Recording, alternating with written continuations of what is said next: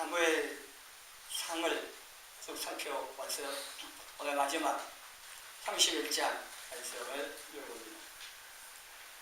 갈라디아서 6장 7절에 보면은 사람이 무엇으로 심든지 그대로 거두리라고 말씀을 하십니다. 무엇을 심든지 심은 그것을 거둡니다. 콩을 심고 팥을 거둘 리가 없습니다. 그래서 악을 심고 악을 거두는 거고 사랑을 심고 사랑을 거두는 겁니다. 과거에 심은 것 오늘 거둡니다. 이 시간에 이 사울을 통하여서 심은 것을 거두다 하는 말씀을 읽겠습니다. 길르앗 야베스 주민들이 사울에게 도움을 받은 것을 갚은 내용입니다. 11장에 보면은 암몬 자손 이 나하스가 길르앗 야베스를 쳐들어옵니다. 그래서 야베스 사람들이 그 장로들이 가가지고 사정에서 일주일만 이 시간을 달라고 합니다. 그래서 이스라엘 지파의 사람들 전령을 보내가지고 도와주러 오는 사람들이 우리 동포가 없으면은 그때 나가겠다. 원하는 대로 하라 이렇게 말을 하고 전령을 보냅니다. 다리 지파 사람들 도움을 청하러 전령을 보냈는데 그 전령이 사울이 사는 기브아에 이르러서 소식을 전했고 이 말을 들은 백성들이 통곡을 했습니다. 일하다가 돌아오는 사울이 이걸 보고 무슨 일이냐 듣고 이 소식을 알게 되어진 사울이 그 순간에 하나님의 성령님으로 감동을 받습니다. 그리고 그 전령편에 서로 잡아가지고 보냅니다. 지파를 보내가지고 만일에 이 전쟁하는데 참여하지 아니하면 너희들의 서도 이렇게 다 되어질 거라고 하는. 근데 여기 중요한 것이 하나님의 두려움이 모든 백성들에게 임하였다는 겁니다. 사울이 이미 기름 부음 받아서 왕 되었습니다만은 공식적으로 왕으로서 어떤 일을 하지 못하고 있습니다. 그래서 사울이 왕으로서 물론 명령할 수도 있는데 지금 백성들이 사울 왕권에 대해서 별로 모르는 사람이죠. 그래서 사울이 그렇게 했다고 해서 백성들이 두려움을 가지고 모이거나 그러진 않은데 하나님께서 사울을 통하여서 보낸 그 말을 백성들이 두려움을 갖게 됐다. 두려움을 가질 수 있도록 하나님께서 하셨다고 하는 겁니다. 그래서 하나님의 두려움에 임하니까 이 다른 지파 사람들이 모입니다. 그래서 이스라엘 지파에서 30만, 유다 지파에서 3만, 33만 명이 모입니다. 그리고 이 사울이 33만 명의 사람들을 이끌고 암몬 사람들을 새벽부터 시작해서 날이 더울 때까지 칩니다. 그래서 암몬 사람들이 둘도 함께한 사람 없이 다 흩어지고 그 전쟁에서 승리하고 야베스 주민들을 구해줍니다. 그리고 사울은 왕으로서 인정받을 수 있는 일을 이제 한 겁니다. 그래서 이때에 길르앗 야베스 사람들이 자기들이 위기에 빠져 있을 때에 사울이 도와서 구해준 이 은혜를 잊지 않은 겁니다. 사울은 이들을 도와주면 다음에 나에게 도움을 주겠지 그런 생각을 한 게 아니고 하나님께서 성령님께서 감동하셨고 그래서 왕으로서 백성들을 구해야 되는 이런 입장에서 그냥 한 거고 그리고 이 야베스 주민들은 도움을 받은 이것을 잊지 아니했다고 합니다. 그래서 블레셋 전쟁에서 사울과 아들들이 죽습니다. 본문화 앞에 보면은 전쟁에 죽고 블레셋 사람들이 사울 목을 뵙니다. 그래서 머리만 하여튼 그 시체를 성벽에다가 못 박아놨는데 이 소식을 들은 길앗 야베스 주민들이 그 사울과 아들들의 시체를 가져옵니다.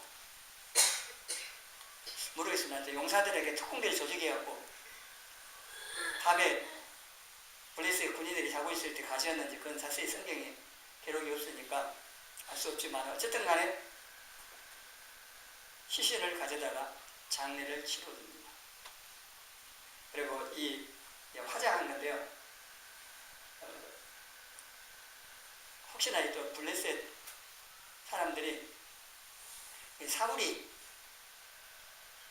자살한 거죠. 사실은 자기 칼에 엎드려져 하는데, 왜냐하면 이 할례받지 못한 이방 족속 블레셋 사람들이 자기를 욕되게 할까 봐서 그래 한 건데, 죽고 나서 이제 욕되게 한 겁니다.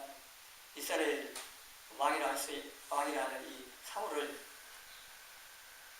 시체를 그 성벽에다가 못 박아놨어요. 수치스럽게 한 건데, 혹시나 또 이 장례를 치러도 이 시신 다시 찾아다가 또 그렇게 할까 봐서 아예 불을 태워가지고 뼈만 딱 모아서 땅에 묻어놓은 겁니다. 사울이 만일에 야베스 사람들을 도와서 구해준 일이 없었으면 이 전쟁에서 졌기 때문에 이스라엘 사람들은 흩어진 겁니다. 그리고 그 상황에서 왕이라고 생각하고 사울과 아들들의 시신을 가져다가 장례를 치러줄 사람이 사실 없는 겁니다. 마치 예수님께서 십자가에서 운명하셨을 때에 제자들이 다 도망갔고 누구 하나 나서가지고 예수님 장례를 치를 수 없는 상황과 같습니다. 왜냐하면 장례 치르면은 예수님 따르는 사람으로 또 어떤 일을 당할지 모르는 그런 상황입니다. 그런데 아리마대 사람 요셉이 니고데모와 함께 장례를 치릅니다. 성도에게 가가지고 하나님께 필요할 때에 필요한 사람들을 예배하시는 것을 볼 수도 있는데, 근데 이 사울의 경우는 장례를 치를 사람이 없는 그런 상황에서 도움을 받았던 야베스 사람들이 사울에게 입었던 그 은혜, 그 도움을 잊지 않고 갚았다고 합니다. 사울이 도와준 것을 이렇게 심는 걸로 표현하면은 도움이라고 하는 씨앗을 심었더니 필요할 때 도움을 거둔 겁니다. 심은 걸 거뒀다고 볼 수가 있습니다. 그래서 도와줄 수 있을 때 도와주는 것, 그거는 다음에 내가 필요할 때 도움을 받는 것으로 거둘 수 있다고 알 수가 있습니다. 잠언 21장 13절 같이 읽겠습니다. 길을 막고 가난한 자가 부르짖는 소리를 듣지 않으며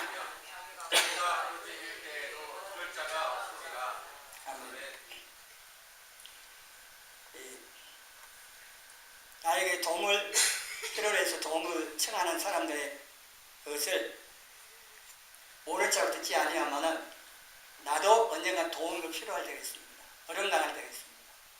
그럴 때 도와달라고 부르짖어도 듣는 사람이 없을 거라고 합니다.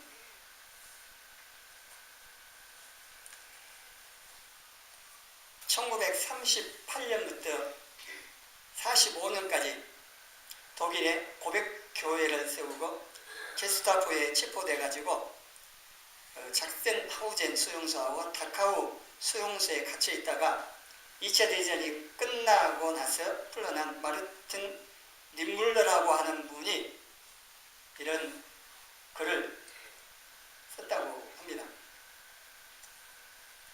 한번 잘 생각을 해보시면서 한번 들어보세요. 나치가 공산주의자들을 덮쳤을 때 나는 침묵했다. 나는 공산주의자가 아니었기에. 그 다음에 그들이 사회 민주당원들을 가두었을 때 나는 침묵했다. 나는 사회민주당원이 아니었기에. 그 다음에 그들이 노동조합원들을 덮쳤을 때 나는 아무 말도 하지 않았다. 나는 노동조합원이 아니었기에. 그 다음에 그들이 유대인들에게 왔을 때 나는 아무 말도 하지 않았다. 나는 유대인이 아니었기에. 마침내 그들이 나에게 닥쳤을 때는 나를 위해 말해줄 사람이 아무도 남지 않았다. 오늘 잠언 21장 13절 말씀하고도 연결이 되기도 합니다. 우리 주변에 어려움 가운데 있는 도움을 필요로 하는 이웃들이 많이 있습니다. 강도 만난 이웃이 많이 있습니다.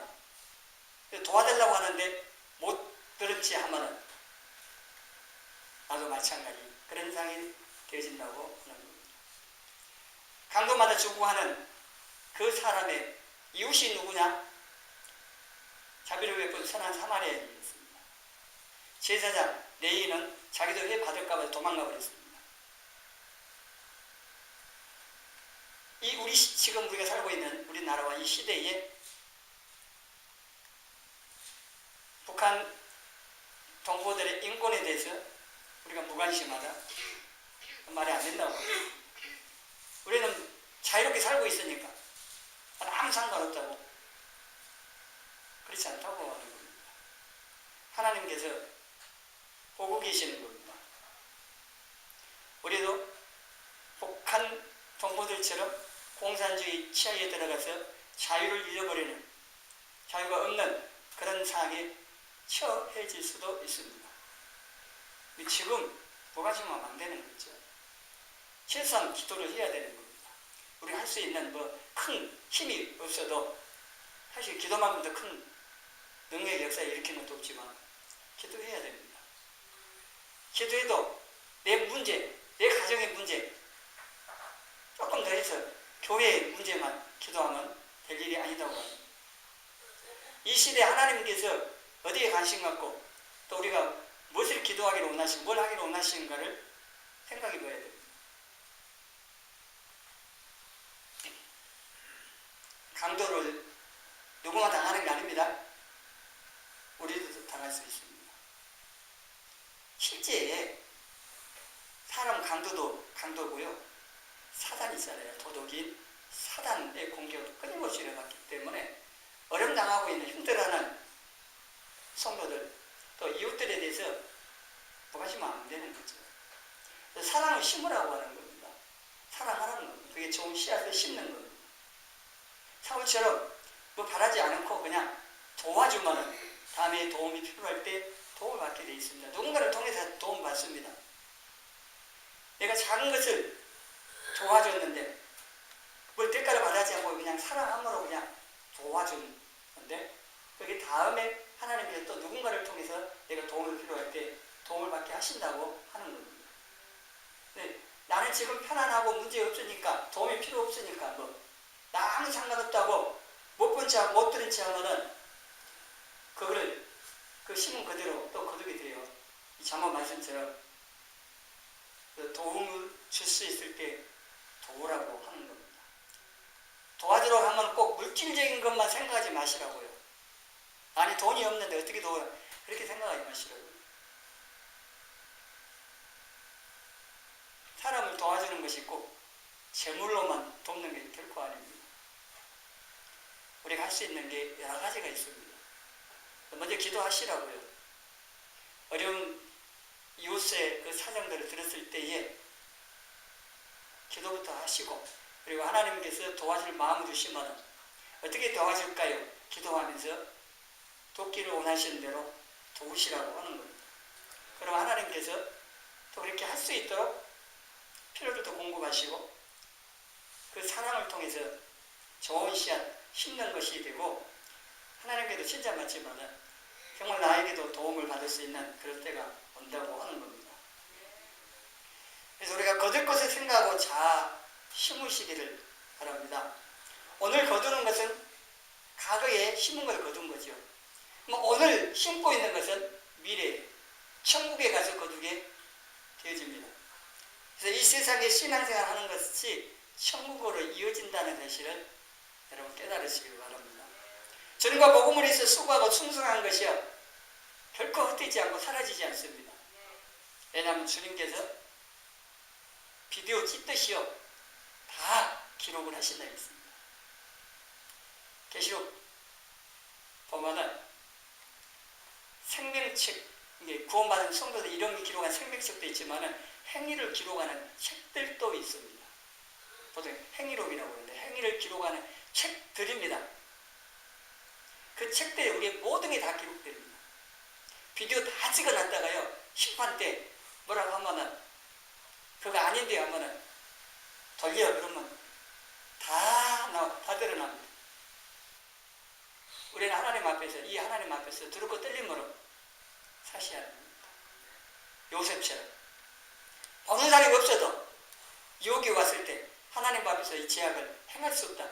하나님 보고 계시니까 이런 신앙 생활을 해야 됩니다. 코람대로 합니다.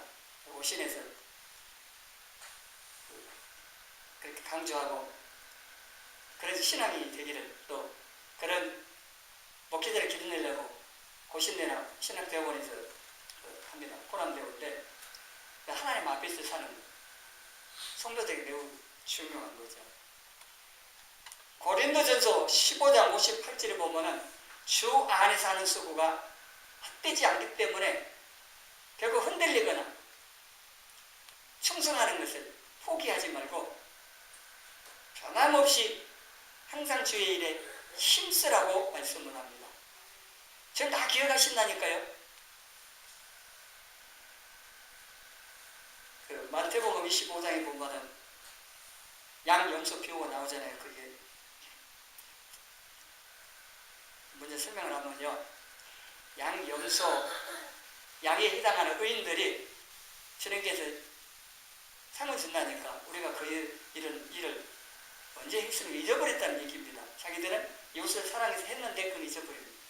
대가를 말하지 않고 있기 때문에 그렇습니다. 대가를 말하고 했으면은 사람들이 뭐 알아주지 않거나 뭐 아무것도 없으면 불평하고 뭐라고 할 건데 그냥 사랑함으로 그냥 마땅히 할 것 한 겁니다. 사람들에게 아무런 보상도 받은 게 없습니다. 그런데 주님께서 기억하고 계셨습니다. 그러면서 뒤에 나올 건데 먼저 나와가지고 이렇게 잊어버려도 주님 기억하신다 이 말씀 드리는 겁니다. 우리가 하는 주님과 복음을 위해서 교회에서 충성하는, 이웃을 사랑하는 이런 작은 것부터 시작해서 모든 일들을 하나님께서 보고 계시고 기억하신다는 사실을 아셔서 결코 흔들리거나 사람들이 뭐 알아주지 않아도 박수 안 쳐줘도 상관없습니다. 마태복음 6장 1절 예수님 말씀하신 대로 사람들이 보이기 위해서 하면은 상없고 은밀한 중에 보시는 하나님 앞에 은밀하게 하면은 은밀한 중에 보시는 하나님께서 갚아주신다고 말씀하십니다. 고린도후서 5장 10절 말씀 같이 읽습니다. 이는 우리가 다 반드시 그리스도의 심판대 앞에 나타나게 되어 각각 선악간에 그 몸으로 행한 것을 따라 받으려 합니다. 이는 9절을 말씀입니다. 9절은 바울이 살든지 죽든지 주님 기쁘시게 하기를 힘쓰는데 그 이유가 바로 이 주님의 심판대 앞에 서서 몸으로 행한 것을 따라 받기 때문이다. 여기에 다라는 말, 이 말은요, 아담부터 시작해서 예수님 다시 오실 때까지 이 땅에 태어났던 모든 사람들만 예가 없습니다. 모든 사람들이 그리고 반드시입니다. 예수님 재림 2000년에 안 한다고, 안 오셨다고, 재림 없다고 말할지 몰라도요, 그렇지 않습니다. 반드시 주님 오시고 심판대 베풀어집니다. 그래서 그 심판대 앞에 모두가 심판을 받게 씁니다. 우리만 부활하는 게 아니고 믿지 않는 사람 다 부활합니다. 다 부활해가지고 이 심판대에 서가지고 각각입니다. 부모의 덕도 볼 수도 없고 자녀의 도움 없습니다. 각자가 그 몸으로 행한 것을 따라 받습니다. 지금 내가 행하고 있는 이거 다음에 지금 심판대 앞에서 다 받습니다. 이걸 여러분이 하나님 말씀이고 틀림없이 이렇게 되어진다고 하는 사실을 믿는다면은 내가 어떻게 신앙생활을 할 것인지를 생각을 해보실 수가 있을 겁니다. 근데 깨달아야 돼요. 정말 하나님 살아계시고 하나님 말씀하신 대로 그대로 하실 거고, 근데 하나님 이렇게 심판대 앞에 각자가 서서 그 몸을 따라서, 그 몸의 행함을 따라서 받는다고 이렇게 말씀을 하셨으니 이 말씀대로 된다는 사실 여러분이 깨닫고 믿고 살라는 거예요. 그냥 주일날 예배 한번 드리러 신앙이 다 있다 그거 아닙니다. 그리고 뭐 구원 받았으니 뭐 천국 가게 되고 마음대로 살아도 된다 아닙니다. 한 번 구원이 영원한 구원이란 말도 있는데 의견이 좀 다릅니다. 하여튼 간에 구원 이후의 삶을 그렇게 마음대로 방종하면서 사는 아주 잘못된 겁니다. 심판이 있다는 사실을 기억하면서 살아야 돼요. 올 한 해도 이제 2주 남았습니다. 지금 국회에서 뭐 심도 다 했겠죠. 뭐 예개선하고 교회도 다 예개선하고 다 하는데 우리 인생에 대한 결산 볼 때가 반드시 옵니다. 여러분이 믿든지 안 믿든지 상관없습니다. 주님 반드시 오셔서 심판 베푸시고 그 마지막 심판 때 우리 인생에 대한 모든 행위에 대한 심판을 하신다는 것이고 우리는 이 심판을 피할 수 없다는 것이고 그렇다면 이걸 깨닫고 남은 세월이라도 지난 세월 어떻게 할 수 없고 앞으로 남아있는 이 시간이라도 정신을 차리고 주님 앞에 어떻게 살 것인지 내가 무엇을 심어야 할 것인지를 생각을 해보셔야 됩니다. 우리가 지금 어떻게 신앙생활 하느냐 하는 것이 주님 오셨을 때 우리가 부활체를 입게 되는데 어떤 부활체를 입게 되느냐를 결정합니다. 고린도 전서 15장은 부활장이라고 하죠. 내게 부활할 때 부활체에 입는 것이 다르다는 것을 몇 가지로 예를 들어 설명합니다. 이게 사람의 육체가 나오고 짐승, 새, 물고기 육체라고 표현되는데 부활체입니다. 사람처럼 다스리는 그 수준으로, 그 위치로 부활할 사람이 있고 다스리를 받는 그런 위치로 그런 어떤 뭐랄까요? 그런 수준을 이제 부활체를 입는 그런 달라드는 거죠. 그래서 하늘에 속한 형체도 있고 땅에 속한 형체도 있고 영광도 하늘에 속한 것에 영광이 따로 있고 땅에 속한 것에 영광이 따로 있고 근데 영광이 차이가 있음을 밝기를 예를 듭니다. 해, 달, 별 밝기 다르잖아요. 그래서 부활적에 있는 영광도 해와 같이 엄청난 영광을 입은 사람이 있고 덜한 달, 좀 덜한 별 이 차이가 있다는 겁니다. 이거는 우리가 이 땅에 살아가면서 신앙생활을 어떻게 했느냐 주님을 어떻게 섬겼느냐에 의해서 결정됩니다. 다니엘 12장 이절에도 그것도 이제 부활할 때 차이를 말합니다. 어떤 사람은 영생하고 어떤 사람은 부끄러움을 입고 영원히 산다고 하는 말씀 나옵니다. 이게 부활체를 입었는데 그 부활체가 부끄러움을 입을 때 영광이 아니고 우리가 엄마 뱃속에서 10달 동안 준비된 몸 가지고 이 세상 와가지고 살다가 갑니다. 근데 70년, 80년 사는 이 세상이 모태와 같아요. 천국의 영원한 삶을 준비하는 과정입니다. 어떻게 준비되느냐? 엄마의 뱃속에서 10달 동안 준비된 몸 가지고 와서 장애를 가지고 태어나면 그 장애의 몸 가지고 삽니다. 그런데 70년, 80년 한정되어 있어요. 별로 그 의미가 중요한 게 아니고 더 중요한 거는 영원한 천국에서 어떤 부활체를 입고 사느냐죠. 영원히 사는 거니까. 근데 그게 우리가 이 땅에 사는 동안의 준비입니다. 하나님께서 우리로 하여금 이 땅에 사는 이 기간을 주신 목적 중에 한 가지가 준비돼서 오도록 천국의 영원한 삶을 살 수 있는 하나님의 자녀다운 이걸 준비시켜가지고 데려가시기 위한 이 땅에 어떻게 사느냐 중요한 겁니다. 매일 다람쥐 쳇바퀴 도시 똑같은 삶이 돌아가는 것 같아도 그 하루하루의 삶 속에서 내가 하나님과 관계에서 이웃과의 관계에서 어떤 자세로 어떻게 사느냐 그러한 것들이 쌓여서 내가 있게 될 부활체를 지어낸다고 하는 겁니다. 아까 말씀드린 마태복음에 나오는데요. 마태복음 25장 34절에 근데 그 보시면 알 거예요. 그리고 말씀을 드린 적도 있고 그러니까. 근데 여기에 40절에 보면은 우리가 언제 그렇게 주님께 했냐고 했을 때 하신 말씀이에요. 너희가 여기 내 형제 중에 지극히 작은 자 하나에게 한 것이 곧 내게 한 것입니다. 도움을 필요로 하는 사람에게 하는 것이, 그래서 우리에게 도움을 필요로 해서 도움을 청하러 오는 사람에게 주님께 하듯이 사랑으로 하라는 겁니다. 주님의 이름으로 소자에게 냉수 한 그릇을 대접해도 그 상을 잃지 않는다고 했습니다. 주님께서 어려움 당한 이웃의 모습으로 우리를 찾아오시기도 합니다. 우리가 그것을 못 본 채 넘어갈 수도 있지만 주님이라고 생각하면 그냥 넘어가지 않겠죠. 돕겠죠. 주님 대하듯이 대하고 도우라고 하는 겁니다. 섬기라고 하는 겁니다.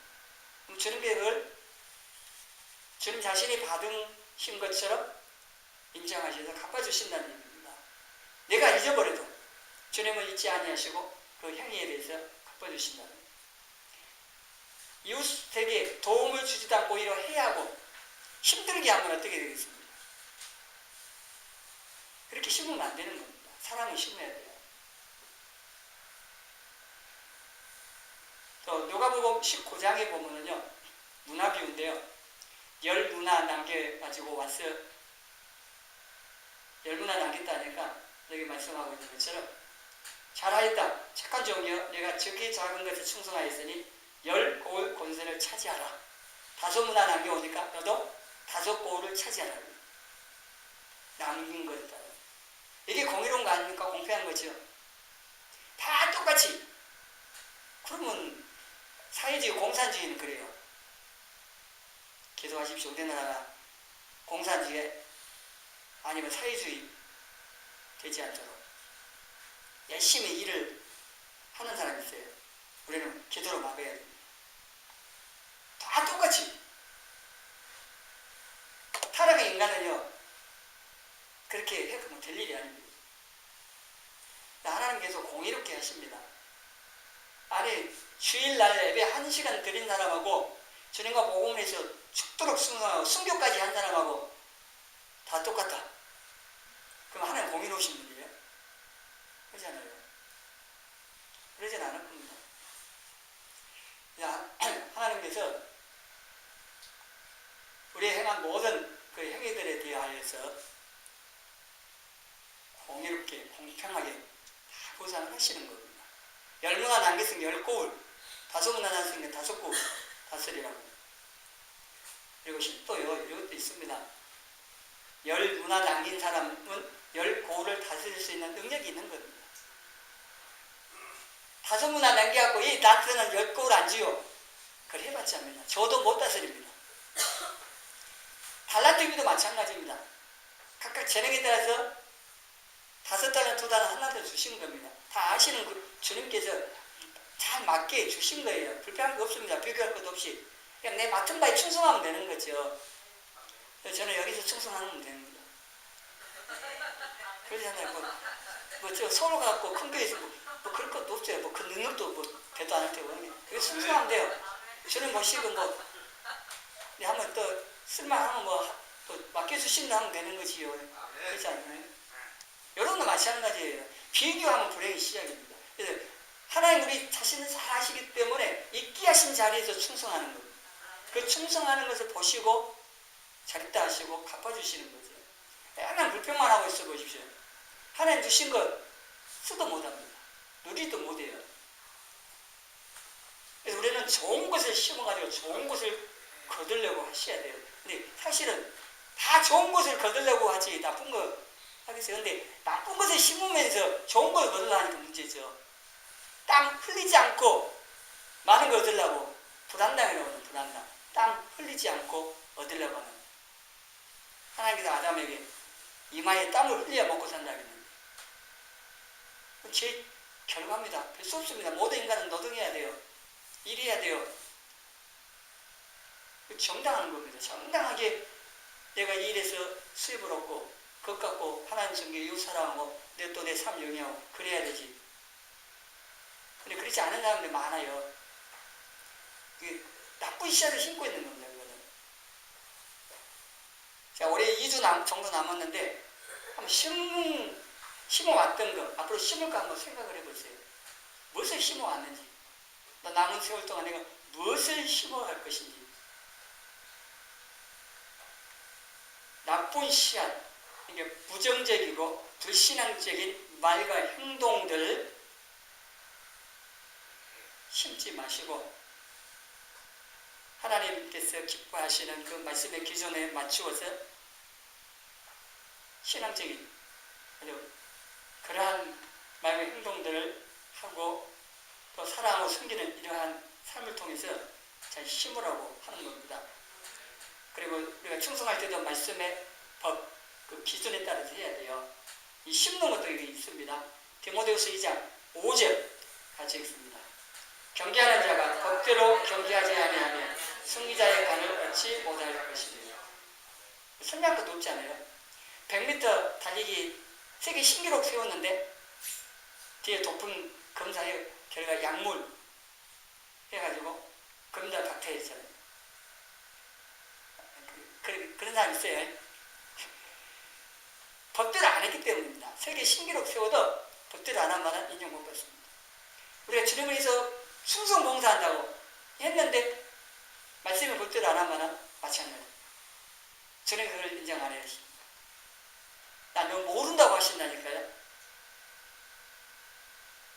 그렇게 되지 않도록 우리가 하나님, 우리가 큰일 작은일 그거 중요한 게 아니고 말씀의 법대로 주님의 기준대로 신앙생활하고 충성하는 게 중요합니다.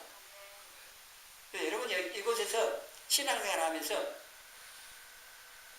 이 말씀의 법을 잘 알고 이 법대로 이 기준대로 잘 신앙생활하고 섬기다가 주님 앞에 가시면은요, 뭐 좋은 환경 가운데 신앙생활 온 사람보다 훨씬 더 신장한 상을 받을 수도 있는 거죠. 그런 겁니다. 환경이 문제보다도 내가 어떻게 섬겼느냐, 신앙을 했느냐, 이게 중요한 거니까. 물론 환경에 영향 안 받을 수는 없죠.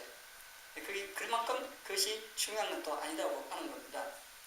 갈라디아 6장 8절, 6장 7절에는 신문대로 거둔다고 했죠. 근데 6장 8절에 보면요, 육체를 위해서 심는 사람은 육체로 썩어질 것을 거두고 성령을 위해서 심는 사람은요, 성령을 또 영생을 거둔다고. 요한일서 2장 17절에도 하나님의 뜻을 행하는 사람이 영원히 일컬한다. 영원히 남는 것은 뭐예요? 하나님의 뜻, 하나님의 말씀을 따라서 하나님 기쁘시게 섬기는 것, 충성하는 그것들이 남는 거예요. 내 욕심에서 그런 사람 많이 있어요. 또 대통령 병이라고 말까지 붙여요. 대통령 하면 되려고 자기 인생 전부 걸어갖고 해요. 그거 해봐서 우리는 5년밖에 더 합니까? 근데 그 인생 전부예요. 그 다음 뭡니까? 그냥 아무 아니라는 거예요. 다 썩어질 거예요. 영혼이 남는 거. 내 자신의 영혼, 중환의 영혼들을 구원하고 또 여기서 살아가면서 영혼들을 세우고 하는 이런 것이 영원한 거 아니겠습니까? 잘 생각해 보세요. 내가 지금 무엇을 심고 있는지, 그리고 주님 앞에 섰을 때 뭘 받을 수 있게 있을 것인지를 잘 생각해 보시고, 오늘 사울이 야베스 주민들을 도와준 것이 자기가 도움이 필요할 때 도움을 받았다고 하는 이 말씀을 통해서 심은 걸 거두는 이 법칙을 생각했는데, 다시 이 말씀을 통해서 내가 남은 이 땅의 삶을 살면서 어떤 씨앗을 심고 주님 앞에 가서 거둘 것인지를 다시 생각을 하시고 기도하시면서 주님 앞에 가서 상과 칭찬을 받고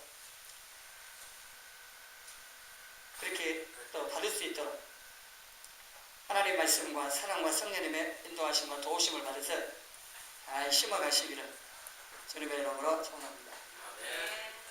자, 우리 말씀 가지고